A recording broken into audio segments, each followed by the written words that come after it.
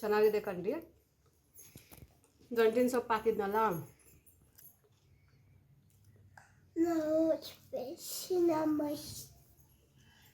Hi hello friends, ನಮಸ್ತೆ, welcome back to ಮಿಶಿತಾ logs. ಎಲ್ಲರೂ ಹೆಂಗಿದ್ದೀರಾ ಕಂಡ್ರಿ? ಚೆನ್ನಾಗಿದ್ದೀರಾ? ನಾವು ತುಂಬ ಚೆನ್ನಾಗಿದ್ದೀವಿ ಕಂಡ್ರಿ. ನೀವೆಲ್ಲನೂ ಚೆನ್ನಾಗಿರ್ಬೇಕಂತ ಭಗವಂತ ಕೇಳ್ತಾ ಇವತ್ತು ವ್ಲಾಗ್ ಏನು ರೆಸಿಪಿ ಆ್ಯಡ್ ಮಾಡ್ತಾಯಿದ್ದೀನಿ ಅಂದರೆ, ದಂಟಿನ ಸೊಪ್ಪು ಮತ್ತು ಅಲಸಂದಿ ಕಾಳು ಹಸಿದು ಮತ್ತು ಒಣಗಿರೋದು ಎರಡೂ ಸೇರಿಸ್ಬಿಟ್ಟು ಮಸಾಲೆ ವಡೆ, ದಂಟಿನ ಸೊಪ್ಪು ಮಸಾಲೆ ವಡೆ ಮಾಡ್ತಾಯಿದ್ದೀನಿ ಕಂಡ್ರಿ. ರೆಸಿಪಿ ಅಂತೂ ಸೂಪರ್ ಆಗಿದೆ.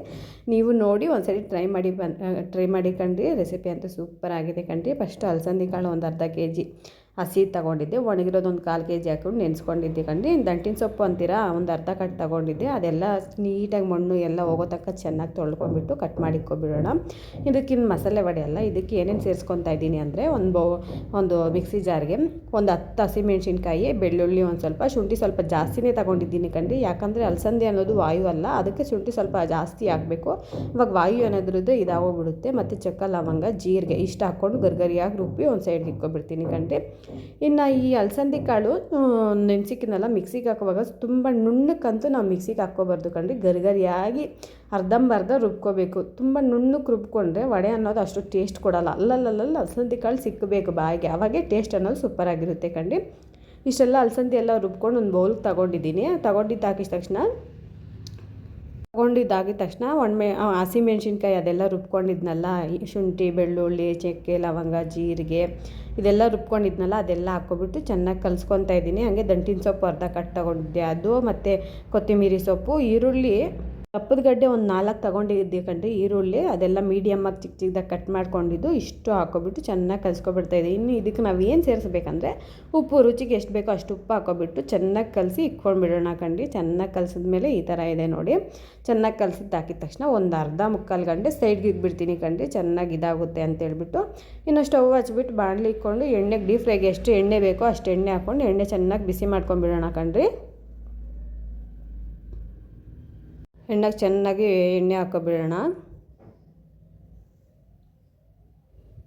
ಯಾಕೋ ನನಗೆ ಅಲಸಂದಿ ವಡೆ ತಿನ್ಬೇಕು ಅನಿಸು, ನನ್ನ ಫೇವ್ರೇಟು ಕಂಡ್ರಿ ಅಲಸಂದಿ ವಡೆ.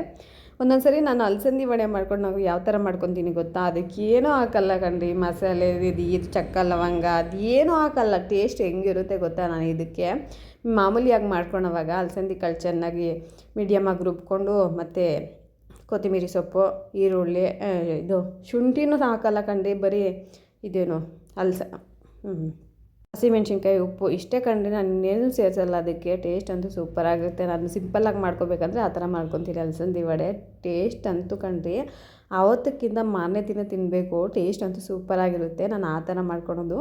ಈ ಥರನೂ ಒಂದ್ಸರಿ ಟ್ರೈ ಮಾಡೋಣ ಅಂತ ಮಾಡಿದೆ. ಟೇಸ್ಟ್ ಅಂತೂ ಸೂಪರಾಗಿತ್ತು. ಅಲ್ಲಲ್ಲಿ ದಂಟಿನ ಸೊಪ್ಪು ಫ್ಲೇವರ್ ಸಿಗ್ತಾಯಿದ್ರೆ ತಿನ್ನೋದಕ್ಕೆ ಇನ್ನೂ ಚೆನ್ನಾಗಿತ್ತು ಕಂಡ್ರಿ.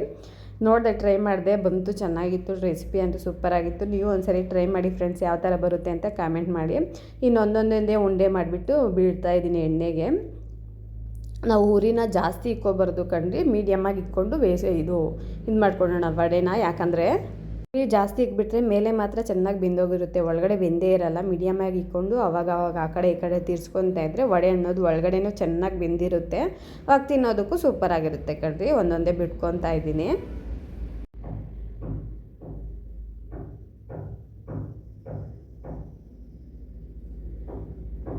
ನೀವೆಲ್ಲ ಯಾವ ಥರ ವಡೆ ಮಾಡ್ತೀರಾ ಕಂಡ್ರಿ, ಕಾಮೆಂಟ್ ಮಾಡಿ. ಇನ್ನು ಎಣ್ಣೆ ಚೆನ್ನಾಗಿ ಬಿಸಿ ಆಗಿತ್ತಲ್ಲ, ಒಂದೊಂದೇ ಹಂಗೆ ಕದಲಿಸ್ಕೊತಾ ಇದ್ದೀನಿ, ತಿರ್ಸ್ಕೊಳ್ಳೋಣ ಅಂತೇಳ್ಬಿಟ್ಟು. ಯಾಕಂದರೆ ಕೆಳಗಡೆ ಬಿಟ್ಟರೆ ತಳ ಹಿಡ್ದೋಗ್ಬಿಡುತ್ತೆ. ಸ್ವಲ್ಪ ಎಣ್ಣೆ ಇನ್ನೂ ಬಿಸಿ ಆಗಬೇಕಾಗಿತ್ತು ನಾನು ಬಿಡೋವಾಗ. ಸ್ವಲ್ಪ ಹಂಗೆ ತಳ ಅಂದರೆ ಜಾಸ್ತಿ ಏನಿಲ್ಲ, ಸ್ವಲ್ಪ ಇದು ಆಗೋ ತನಕ, ಎಣ್ಣೆ ಬಿಡೋ ತನಕ ಸ್ವಲ್ಪ ಆ ಕಡೆ ಈ ಕಡೆ ತಿರ್ಸ್ಕೊಂಡು ಚೆನ್ನಾಗಿ ಬೇಯಿಸ್ಕೊತಾ ಇದ್ದೀನಿ ಕಂಡ್ರಿ. ಕಮ್ಮಿ ಉರಿಕೆ ಬೇಯಿಸ್ಕೊತಾ ಇದ್ದೀನಿ. ನಾನು ಫಸ್ಟ್ ಟೈಮ್ ಕಂಡ್ರಿ ದಂಟಿನ ಸೊಪ್ಪು ಹಾಕಿ ವಡೆ ಮಾಡಿರೋದು.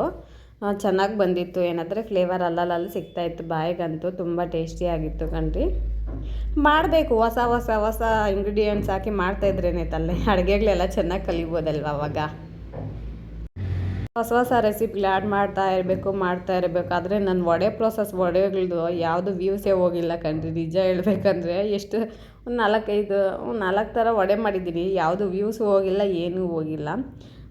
ಮಾಡ್ತಾರೆ, ಟ್ರೈ ಮಾಡ್ತಾಯಿದ್ರೆ ತಾನೇ ಯಾವಾಗಲೂ ಒಂದು ಸರಿ ರೀಚ್ ಅನ್ನೋ ಸಿಗುತ್ತೆ.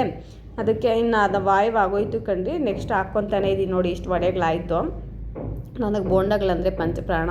ವಡೆಗಳು, ಬೋಂಡಗಳು, ಬಜ್ಜಿಗಳು ನನ್ನ ಫೇವ್ರೇಟ್ ಯಾವುದಿಲ್ಲ ಅಂದರೆ ಆಲ್ಮೋಸ್ಟ್ ಎಲ್ಲ ನನ್ನ ಫೇವ್ರೇಟ್ ಹೇಳ್ಬೇಕಂದ್ರೆ ಇಂಥದ್ದು ನನ್ನ ಫೇವ್ರೇಟ್ ಏನಿಲ್ಲ ಅನ್ನೋಂಗಿಲ್ಲ ಎಲ್ಲನೂ ತಿಂತೀನಿ ಎಲ್ಲನೂ ತಿಂತೀನಿ. ಎಲ್ಲ ಪ್ಲೇಟ್ಗೆಲ್ಲ ಸರ್ವ್ ಮಾಡ್ಕೊಂಡಿದ್ದೀನಿ ನೋಡಿರಿ ಕಣ್ರಿ ಹೆಂಗಿದೆ ಕಲರ್ಫುಲ್ಲಾಗಿಯೇ. ತಿನ್ನೋದಕ್ಕಂತೂ ತುಂಬ ಟೇಸ್ಟಿಯಾಗಿತ್ತು ಕಣ್ರಿ. ಒಳಗಡೆ ಮೇಲೆ ಎಲ್ಲ ಗರ್ಗರಿಯಾಗಿ ಒಳಗಡೆ ಎಲ್ಲ ಕ್ರಂಚಿಯಾಗಿ ತಿಂತಾಯಿದ್ರೆ ಆ ಬಾಯ ಹಂಗೇ ಕರ್ಗೋಗ್ಬಿಡುತ್ತೆ ವಡೆ ಅನ್ನೋದು. ನೀವು ಒಂದ್ಸರಿ ಟ್ರೈ ಮಾಡಿ ಫ್ರೆಂಡ್ಸ್. ಈ ವ್ಲಾಗ್ ಇಷ್ಟ ಆದರೆ ಪ್ಲೀಸ್ ಕಣ್ರಿ ಲೈಕ್ ಮಾಡಿ, ಶೇರ್ ಮಾಡಿ, ಸಬ್ಸ್ಕ್ರೈಬ್ ಮಾಡ್ಕೊಳ್ಳಿ.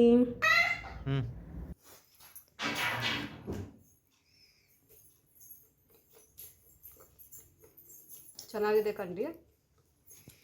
ಗಂಟಿನ ಸೊಪ್ಪು ಹಾಕಿದ್ನಲ್ಲ ಚೆನ್ನಾಗಿದೆ, ಫ್ಲೇವರ್ ಚೆನ್ನಾಗಿ ಸಿಗ್ತಾ ಇದೆ.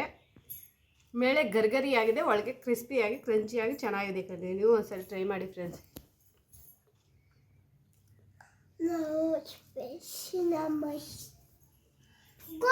ಸೂಪರ್ ಆಗಿದೆ, ನೀವು ಒಂದ್ಸರಿ ಟ್ರೈ ಮಾಡಿ.